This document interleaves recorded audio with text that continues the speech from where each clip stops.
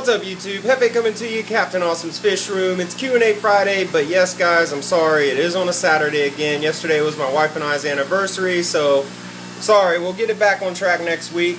But before we start the Q&A Friday, I just wanted to give everybody kind of like a heads up type deal.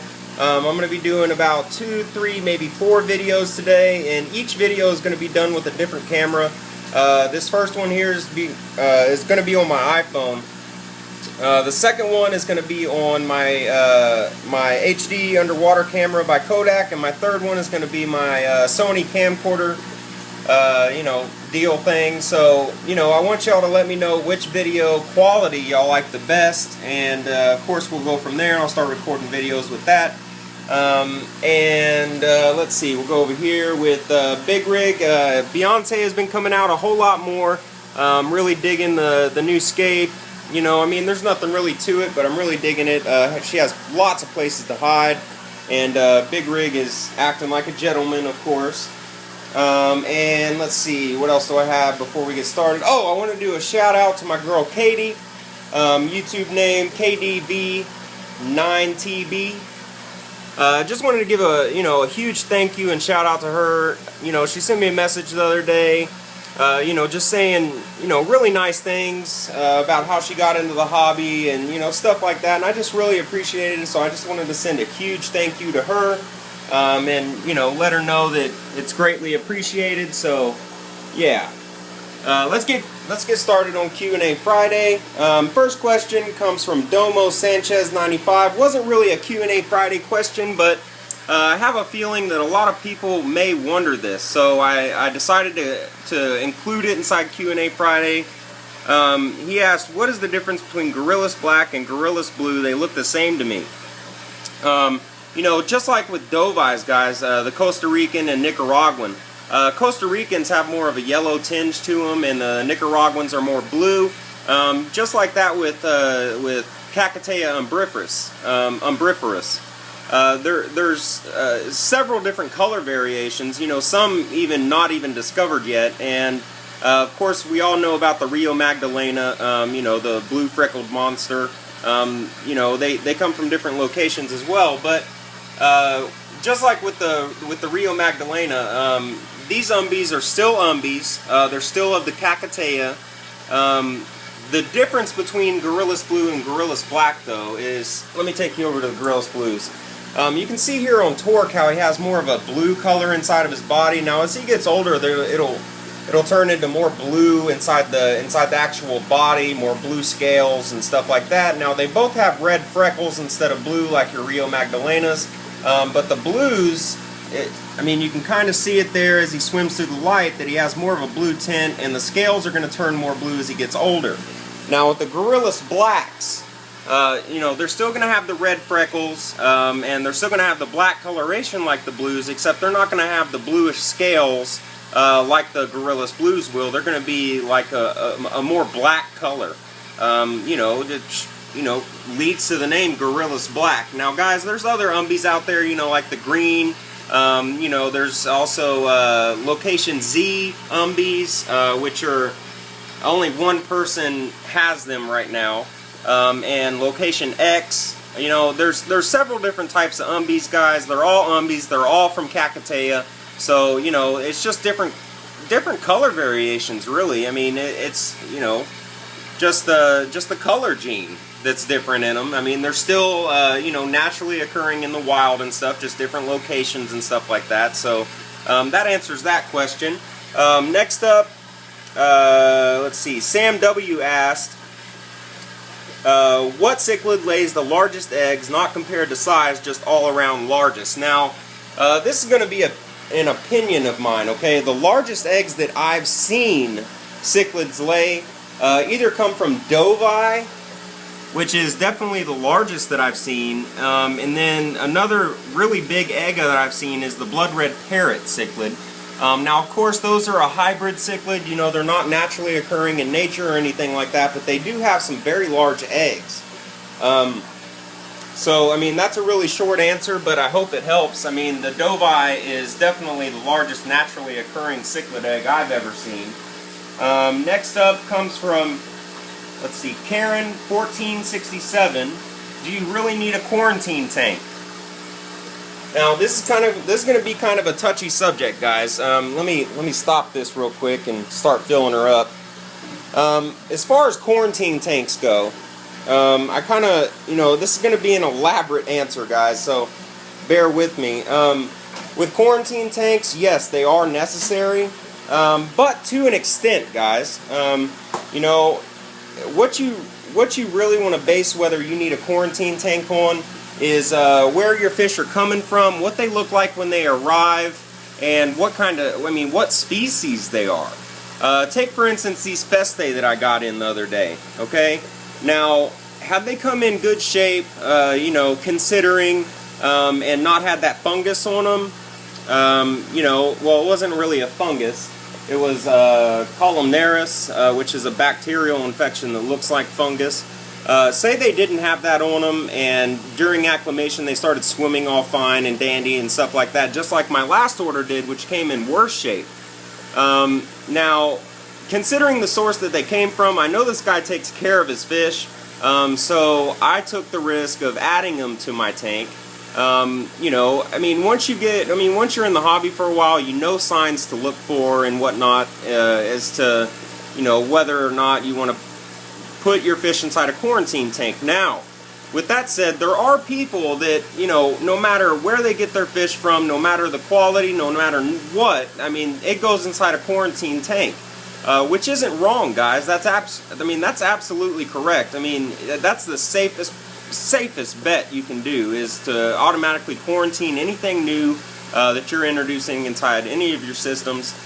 So yes, you do need a quarantine tank, and another reason, you always want to have a spare tank laying around is, if you see a fish at PetSmart or Petco that you're wanting to buy and bring home and put inside your tank, that may be the only place you buy your fish from. I don't know.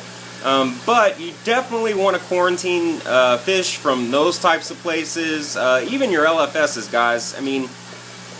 If you buy fish at PetSmart, Petco, or one of your other LFS places that don't really just deal with a lot of fish. I'm speaking with PetSmart and Petco here.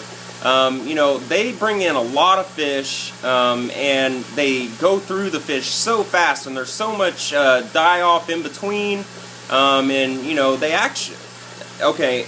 here, my PetSmarts and my Petcos, they actually treat for ick weekly.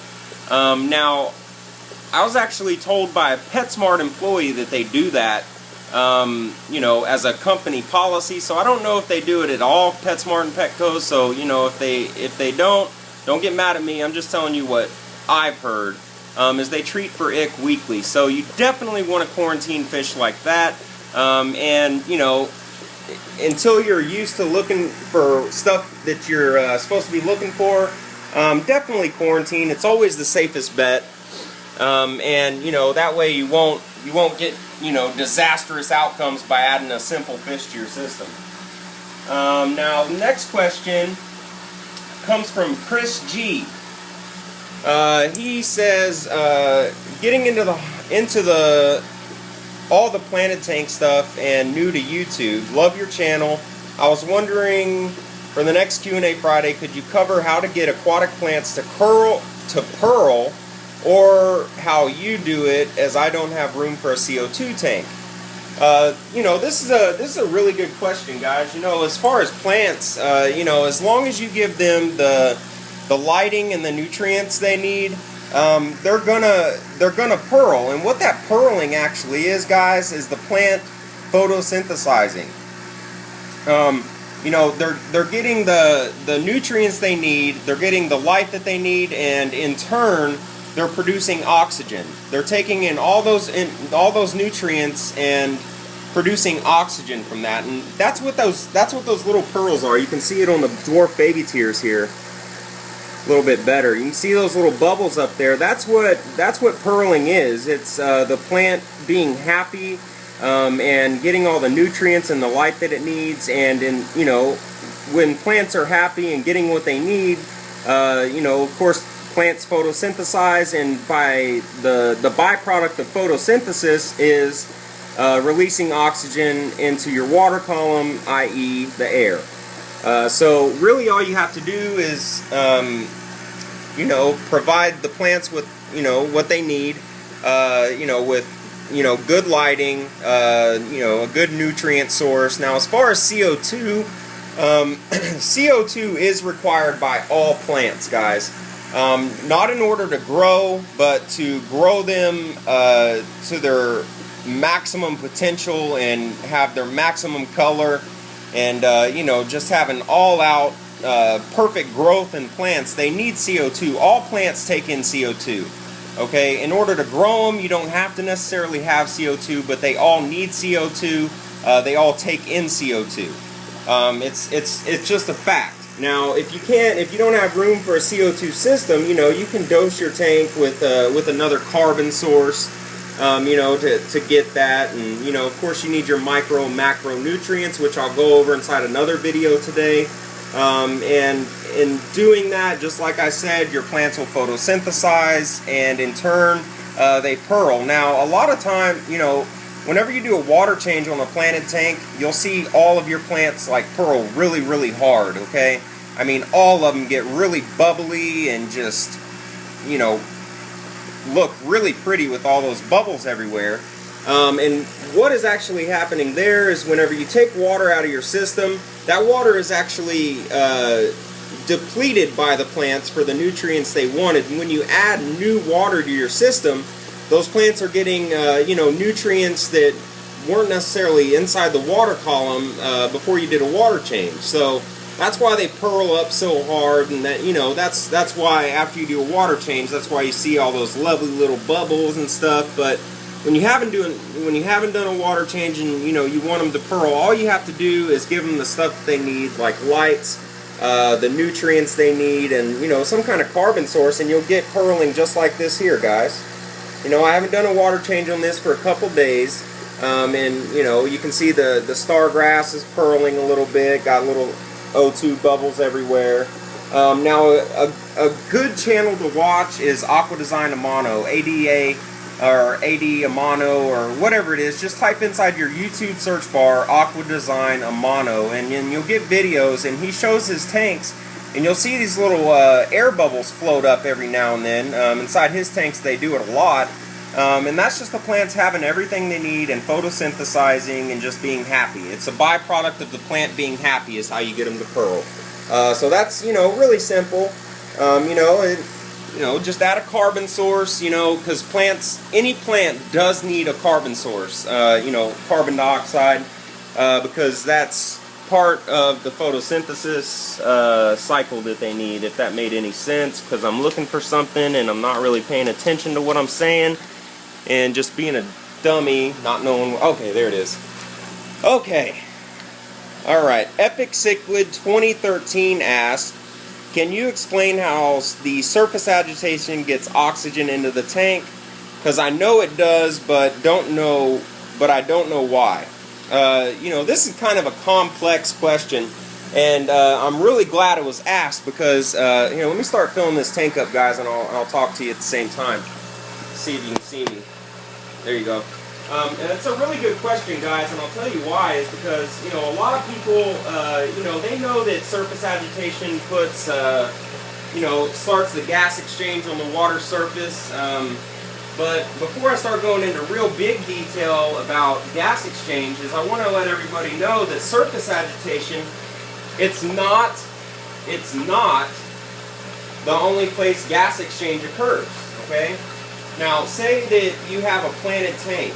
Alright, now just like what I just mentioned, when your plants photosynthesize, they're releasing oxygen into the water. Now that's actually a gas exchange there because they're taking in CO2 and letting out oxygen. So that's a gas exchange, and that's not done at the water surface, that's done inside the water column with your plants. Your water surface isn't the only area where gas exchange occurs. Now I want to go into detail as to really why gas exchange, or how gas exchange happens. The easiest way to explain it is, you know, imagine when you beat an egg with a wire, you know, mixer thing. We've all done that. Now, you notice whenever you whip it up, you get all those air bubbles in there. You know, what's happening is you're folding air into that substance. Now, with surface agitation, what's happening on a microscopic level is that water is, you know, waving, you know, that's surface agitation, and in turn that water is folding over air on a microscopic level, guys. That's why you can't really see it happen, and it's putting air into that, you know, into the water column. And you know, with surface agitation, you know, you really have to look at, you know, what you have running in your tank. You know, like a lot of people think that, you know, with a bubbler or an Airstone air pump deal, that you're putting oxygen into the tank that way. Well, you're not. How that's working to put oxygen in your tank is all those big bubbles are raising up like that and then bursting at the water surface, creating surface agitation, in turn putting oxygen inside your water column. And let's see, what else do I have on my notes? And you know, a lot of times with planted tanks, this is a really good point. A lot of times with planted tanks, you won't see surface movement like this. Okay, you won't see a whole lot of that. You'll see more of a calm. You know, I don't think I have a tank like that right now. You'll see more of a calm feel like that. Now, what's happening is if you've ever had a bubble or a little bit of water inside of a cup where it goes to the brim and it creates that bubble there, you know, you need, that's, you know, where the surface agitation comes in is because you're breaking the surface tension. You know, with that water there, it's actually like having a brick or a concrete slab on top of your water, because nothing can get out and nothing can come in. Well, when you move that, what happens is you break the surface tension, and you know, it's on a microscopic level. Again, those waves are folding over air and in turn churning it into your water column. So you know, I hope that explained it. You know, I can go into more detail, but you know, I mean, that's basically how it works, guys. And then let's see who's next and last. My girl, AKA Legs. It isn't a stupid question, by the way, AKA Legs. Definitely not a stupid question. But she asked if anyone can answer it. It's you. How do fish know what kind of fish they are? How are they able, without seeing themselves, know what other fish to school with? The only exception I see is my female betas, or bettas, sometimes like to hang out with the cories. This is actually a chemosensory system that fish have, okay? And what I mean by that is they actually smell, you know, like genetically. They rely on this chemosensory system to track other fish of the same species. I'm reading you what I wrote down as my notes. Their smell is genetically programmed by MHC. This is an important factor, guys. That MHC is the major histocompatibility complex, which is also very important to their immunity to disease. So by them smelling, you know, basically the pheromones that other fish put off is, you know, they find other fish like themselves. Now, they don't go by what the fish looks like, of course, because, you know, they don't know what they look like, but they go by the smell of the other fish, and, you know, they can smell the pheromones or the hormones they're producing themselves, and in turn, whenever they smell those other pheromones or hormones, they go with that group. And if they're a schooling fish, of course they're school. And then with cichlids, you can put this into effect, because you can put several different species in one tank, but you'll only get a breeding pair with two of the same genotype. You know, like Parachromis or Amphilophus. You know, so if you have one of each species, none of them will breed, and you know, so that shows you that, you know, they smell the same pheromones or hormones that the other fish put out, and that's also how they find their mates as well. And let's see, yes. Oh, they also smell the waste produced. You know, by this type of stuff that they eat, they can smell the waste produced, and in turn find their schooling group that way as well. So that's how that's done. And guys, you know, that was Q&A Friday on a Saturday. I hope y'all enjoyed it. Hope it was informational. Hope you learned something. As always, rate, comment, subscribe. Let me know what you're thinking, good or bad. You know, good or bad, guys. You know, I'll always answer back. I've already told y'all that. This is what I'm doing. This is what I've done. And we'll see y'all in here in a few minutes with another video camera and video produced just for you by your boy, Captain Awesome.